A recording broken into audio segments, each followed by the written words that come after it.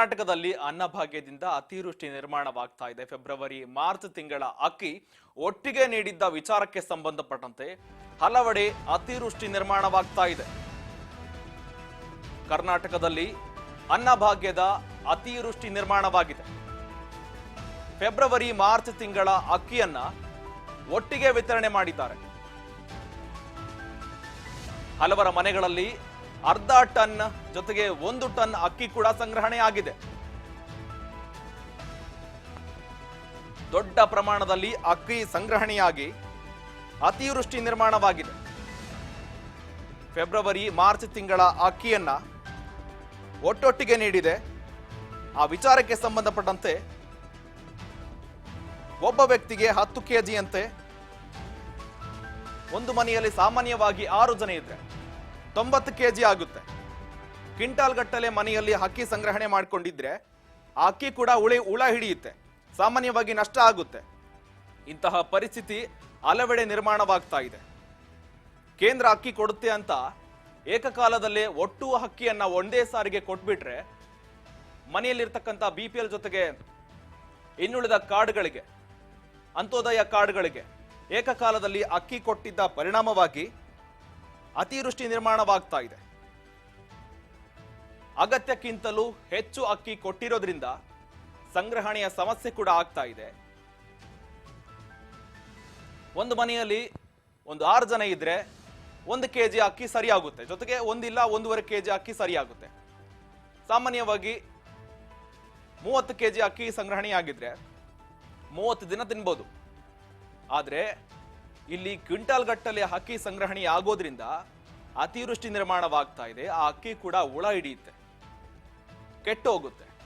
ಇದರಿಂದ ಮತ್ತೆ ನಷ್ಟಕ್ಕುಂಟಾಗುತ್ತೆ. ಕೇಂದ್ರದಿಂದ 5 ಕೆಜಿ ಅಕ್ಕಿ ಜೊತೆಗೆ ರಾಜ್ಯ ಸರ್ಕಾರದಿಂದ 5 ಕೆಜಿ ಅಕ್ಕಿ ಒಟ್ಟೊಟ್ಟಿಗೆ ಒಬ್ಬ ವ್ಯಕ್ತಿಗೆ 10 ಕೆಜಿ ಕೊಡುವ ಪೈಕಿ ಈ ಬಾರಿ 15 ಕೆಜಿ ಅಕ್ಕಿಯನ್ನ ಒಟ್ಟೊಟ್ಟಿಗೆ ನೀಡಿದ್ದಾರೆ. ಮಾರ್ಚ್ ಫೆಬ್ರವರಿ ತಿಂಗಳಲ್ಲಿ ಅಕ್ಕಿ ವಿತರಣೆ ಮಾಡಿರಲಿಲ್ಲ. ಆದರೆ ಈಗ ಆ ಫೆಬ್ರವರಿ ಅಕ್ಕಿಯನ್ನ ಒಟ್ಟಿಗೆ ನೀಡಿದ್ದಾರೆ. ಇದರಿಂದ ದಾಸ್ತಾನು ಸಂಗ್ರಹಣೆಯಲ್ಲಿ ಜೊತೆಗೆ ಮನೆಯಲ್ಲಿ ಅತಿವೃಷ್ಟಿ ನಿರ್ಮಾಣವಾಗ್ತಾ ಇದೆ. ಎಲ್ಲ ಅಂಗಡಿ ಮುಂಗಟ್ಟುಗಳಲ್ಲಿ ಕೂಡ ಅತಿವೃಷ್ಟಿ ನಿರ್ಮಾಣವಾಗ್ತಾ ಇದೆ.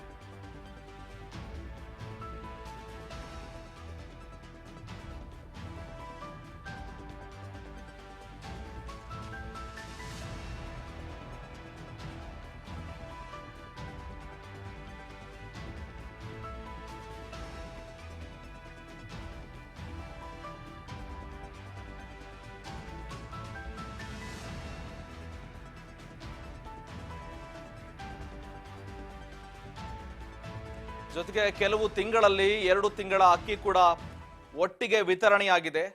ಹಾಗಾಗಿ ಕೆಲವು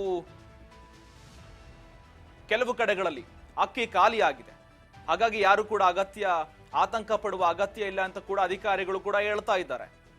ಒಟ್ಟೊಟ್ಟಿಗೆ ಇರತಕ್ಕಂಥ ಎಲ್ಲ ಅಕ್ಕಿಗಳನ್ನ, ಎಲ್ಲ ಏನಿದೆ ಅಷ್ಟು ದಾಸ್ತಾನನ್ನ ಒಟ್ಟಿಗೆ ನೀಡಿದ್ದಾರೆ. ಹಾಗಾಗಿ ಕೆಲವು ಕಡೆ ಸಂಪೂರ್ಣವಾಗಿ ಖಾಲಿಯಾಗಿದೆ.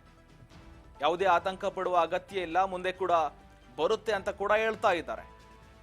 ಆತಂಕ ಪಡುವ ಅಗತ್ಯ ಇಲ್ಲ ಎಂದು ಅಧಿಕಾರಿಗಳು ಕೂಡ ಹೇಳ್ತಾ ಇದ್ದಾರೆ. ಆದರೆ ಕರ್ನಾಟಕದ ಅನ್ನಭಾಗ್ಯದಿಂದ ಜನರು ಕೂಡ ಒಟ್ಟಿಗೆ ನೀಡಿದ್ದಾರೆ. ಹಾಗಾಗಿ ಸಾಮಾನ್ಯವಾಗಿ ಜನರು ಕೂಡ ಹೇಳಿಕೆ ಕೊಡ್ತಾ ಇದ್ದಾರೆ, ಒಟ್ಟಿಗೆ ಕೊಡುವ ಅಗತ್ಯವಿರಲಿಲ್ಲ. ಈ ಒಟ್ಟಿಗೆ 15 ಕೆಜಿ ಅಕ್ಕಿ ಕೊಡುವ ಬದಲು ಇನ್ನುಳಿದ ದಾಸ್ತಾನುಗಳನ್ನ, ಇನ್ನುಳಿದ ಪದಾರ್ಥಗಳನ್ನ ಕೊಡಬಹುದಾಗಿತ್ತು. ಹೆಸರು ಜೊತೆಗೆ ಬೇಳೆ, ಜೋಳ, ಗೋಧಿ ಇಂತಹ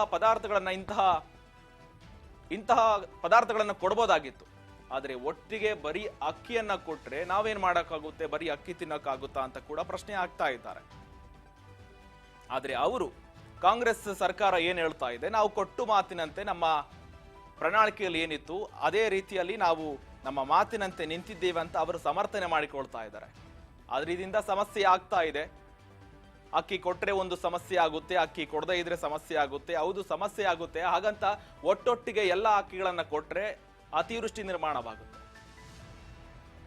ಸಾಮಾನ್ಯವಾಗಿ ಗಮನದಲ್ಲಿ ಇಟ್ಕೊಳ್ಬೇಕಾಗಿತ್ತು. ಫೆಬ್ರವರಿ